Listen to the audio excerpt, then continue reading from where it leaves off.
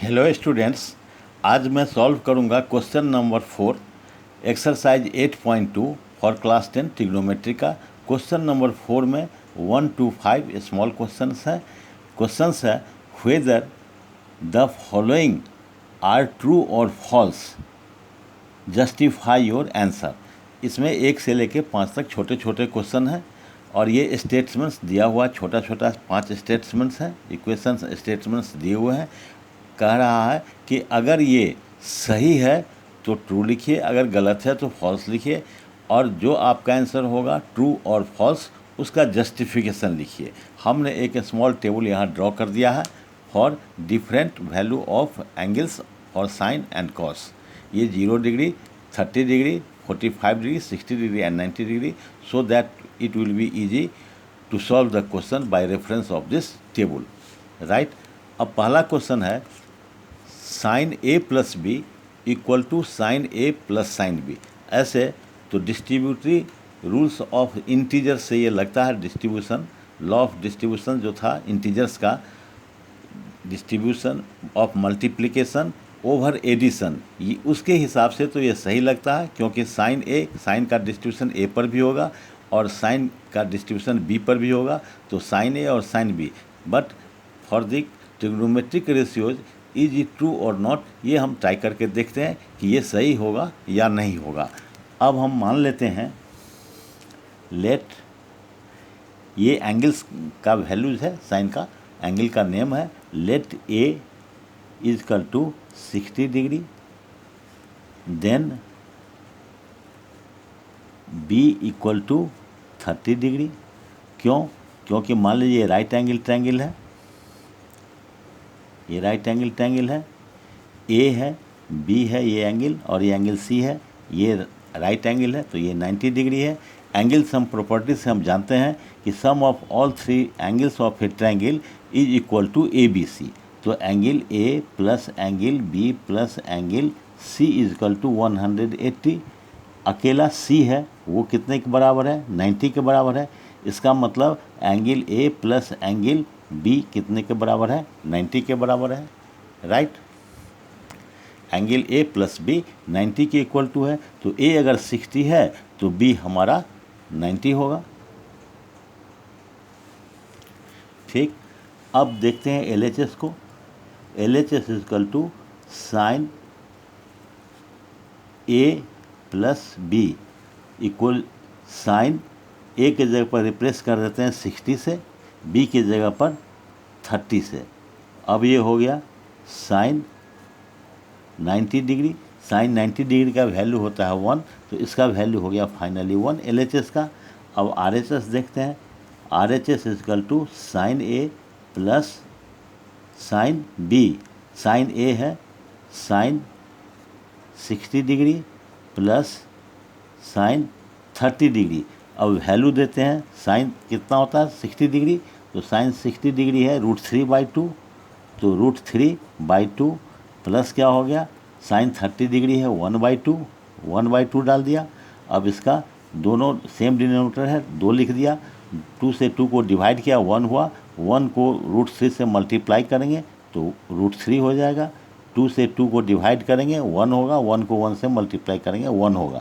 तो हमने क्या देखा, इसका वैल्यू क्या हो गया, साइन ए प्लस बी का वैल्यू हो गया 1, sine A plus sine B का वैल्यू हो गया √3 plus 1/2, which are not equal. एक और ये दोनों बराबर नहीं है।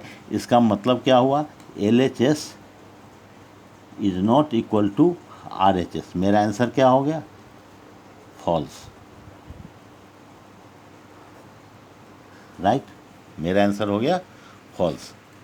अब दूसरा है the value of sine theta increases as theta increases. इसका कहने का मतलब क्या हुआ कि साइन का वैल्यू जितना इंक्रीज करेगा 0 to 90 degree, 30 degree, 45 degree, 60 degree, 90 degree increasing order में होगा, उसी हिसाब से इसका वैल्यू भी इंक्रीजिंग ऑर्डर में होगा। ये क्वेश्चन में दिया हुआ है। अब हम देखते हैं, क्या देखते हैं कि साइन 0 डिग्री इजकल टू कितना, 0 है, साइन 30 डिग्री कितना है 1/2, साइन 45 डिग्री कितना है 1/√2 sine 60 degree equals to √3/2 sine 90 degree equal to 1। अब हम इसमें देखते हैं कि जितना ही ये थीटा का वैल्यू इंक्रीज़ करता है उसी तरह क्या होता है कि इसका वैल्यू भी इंक्रीज़ करता है। जब 0 है तो इसका वैल्यू 0 है, सबसे कम है। जब 90 मैक्सिमम पर गया तो इसका वैल्यू मैक्सिमम 1 हो गया। अब हम देखते हैं ये 0 से छोटा 1/2 है, 0 से बड़ा 1/2 है, 0 का वैल्यू कुछ नहीं है, इसका वैल्यू समथिंग है 0.5 है, तो 0 से बड़ा 0.5 हो गया। ये 1/√2 है, 1/√2 इसमें 2 से डिनोमिनेटर इसका कम हो गया, √2 2 से कम होता है तो डिनोमिनेटर कम हो गया, तो इससे इसका वैल्यू ज़्यादा हो गया, राइट। अब इसमें देखते हैं √3 है और 2 है, तो 2 है यहाँ, √3 1 से बड़ा होता है, इसका मतलब ये सब इन तीनों में सबसे बड़ा ये है, और लेकिन 1 से कम है, इसलिए 90 डिग्री 1 तो इन सब में बड़ा हो गया। इसलिए मेरा कन ऐसे देखेंगे तो निकालेंगे, अगर 1/√2 को अगर निकालेंगे तो ये होता है 0.707 और √3/2 होता है 0.866, राइट। ये इसका वैल्यू होता है। तो इस हिसाब से हम देखते हैं इसका एक सेइंग जो है, ये स्टेटमेंट ये सही है। तो इसलिए हम क्या देखते हैं, इसलिए so it is observed that value of sin theta increases as theta increases। इसलिए हम देखते हैं जैसे जैसे इसका एंगल का मेजरमेंट थीटा का बढ़ता है उसका वैल्यू भी उसी ऑर्डर में बढ़ता जाता है, इसलिए इसका आंसर हो गया मेरा ट्रू, राइट। और थर्ड क्वेश्चन है the value of cos theta increases as theta increases. ये तो ऐसे भी गलत है, क्योंकि ये साइन का कॉस का वैल्यू साइन के जिस ऑर्डर में होता है उसके अपोजिट ऑर्डर में इसका होता है। जो 0 है वो लास्ट में लिखते हैं, जो 1 है उसको लास्ट में, साइन का वो फर्स्ट में लिखते हैं। तो इसमें भी देख लेते हैं, cos 0 degree equal to 1, cos 30 degree equal to √3/2, cos 45 degree equal to 1/√2, cos 60 degree equal to 1/2, cos 90 degree equal to 0। तो इसमें हम क्या देखते हैं कि जैसे जैसे कॉस का वैल्यू बढ़ता गया, जो सबसे कम वैल्यू है उसका सबसे जो थीटा का जब सबसे कम वैल्यू 0 डिग्री है तो उसका वैल्यू 1 है, और जब 90 चला गया मैक्सिमम वैल्यू थीटा का हो गया तो उसका वैल्यू क्या हो गया 0 हो गया। तो उस हिसाब से माने थीटा का वैल्यू इंक्रीज करने से एंगल का वैल्यू बढ़ता नहीं है। तो ये लिख देंगे, सो it is observed that value of cos theta does not increase as theta increases। ठीक है, इसलिए इसका आंसर हो गया मेरा फॉल्स। आंसर क्या हो गया फॉल्स, जो लिखा हुआ है उसके हिसाब से नहीं है, उसके अगेंस्ट है, तो ये आंसर हो गया फॉल्स। अब बताता है कि साइन थीटा और cos theta for all values theta, all values of theta equal है। साइन थीटा और कॉस थीटा क्या है, इक्वल है for all values of theta. ये तो नहीं है for all values of theta, ये 0 के लिए साइन थीटा 0 है, कॉस के लिए 1 है, 30 के लिए 1/2 है, ये √3/2 है। सिर्फ 45 के लिए दोनों बराबर है, बाकी किसी के लिए बराबर नहीं है, जैसा कि टेबल से देखने में लगता है।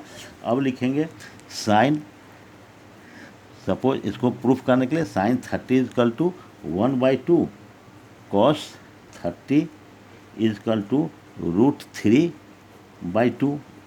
फिर sine 0 degree is equal to 0, cos 0 degree is equal to 1। So they are not equal, they are not equal in values. ये सब वैल्यूज़ में बराबर नहीं है। साइन 30 है 1/2, कॉस 30 है इतना, साइन 0 है 0 ये। तो इसका मतलब सिर्फ हम देखते हैं, तो इसलिए आंसर मेरा क्या हो गया? आंसर हो गया फॉल्स।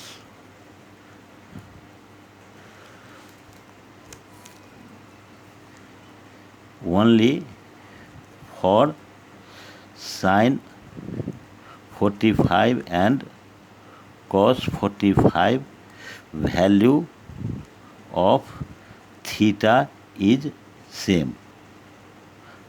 ये कह रहा है फॉर ऑल वैल्यूज़, ये लिखा है ऑल वैल्यूज़, तो ऑल वैल्यूज़ के लिए सेम नहीं है, इसलिए फॉल्स हो गया। अब लिखता है cot A is not defined for A 0। अगर कॉट ए के जगह पर अगर 0 हो तो इसका डिफाइंड नहीं होगा, इसका कोई वैल्यू नहीं होगा। कैसे लिखते हैं? Cot A equal to cot 0 degree. Cot क्या होता है? साइन का उल्टा होता है, साइन होता है कॉट, टैन का उल्टा होता है कॉट, तो टैन क्या होता है? Sine theta by cos theta. इसीलिए ये क्या हो जाएगा? Cos theta by sine theta cot का होगा, इसका फॉर्मूला होता है। तो ये हो जाएगा cos 0 degree by sine 0 degree. Cos 0 degree होता है 1, साइन 0 डिग्री होता है 0। तो किसी भी नंबर में अगर डिनोमिनेटर किसी भी फ्रैक्शन में अगर 0 है तो वो इन्फिनिटी कहलाता है या नॉट डिफाइंड कहलाता है। इसलिए इसका वैल्यू क्या हो गया? Not defined, right. So answer is true. ठीक, अगर मेरा ये सेशन अच्छा लगा हो तो आप कृपया लाइक कर दें और सब्सक्राइब भी कर दें। थैंक्स।